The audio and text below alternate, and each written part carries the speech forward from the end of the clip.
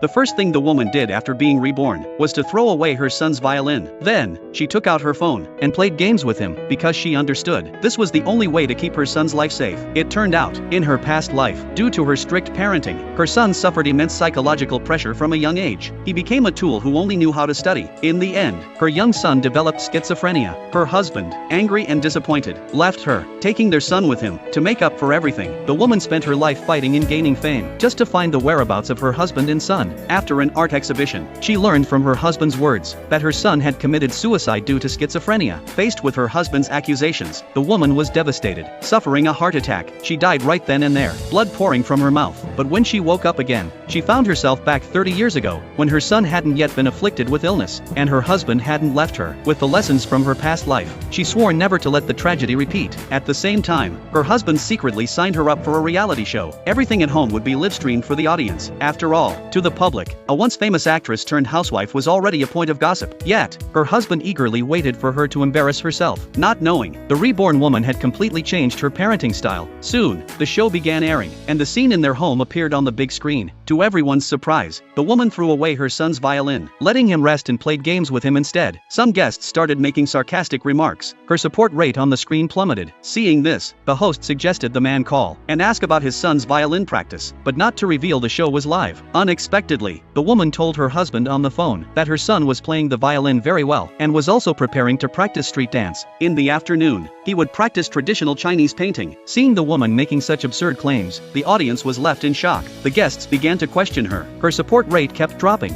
At that moment, a child psychologist stood up, claiming the woman was guiding her child in the wrong way. This was a form of indirect murder, and requested the show to stop recording. Seeing the broadcast spiraling out of control, the host hesitated, saying the production team would support the man's decision. As the man hesitated whether to continue filming, the big screen changed. The audience, initially mocking her, was now touched by the laughter of the mother and son. Some commented it had been a long time since they had seen a child so carefree. When the woman played the game, her professional level stunned the coaches watching from outside the screen. Seeing this warm moment, the woman's support rate began to rise. Soon, it was time for lunch. The man was skeptical of his wife's cooking skills, because he remembered she never cooked, only ever ordering takeout. But the audience was full of expectations for her cooking. To everyone's surprise, the woman had prepared ingredients to make braised pufferfish. Everyone gasped, because they all knew, if not prepared properly, pufferfish could be deadly. Only a 5-star chef could make this dish. The guests thought the woman was joking with her son's life, and reminded the man to prepare to call for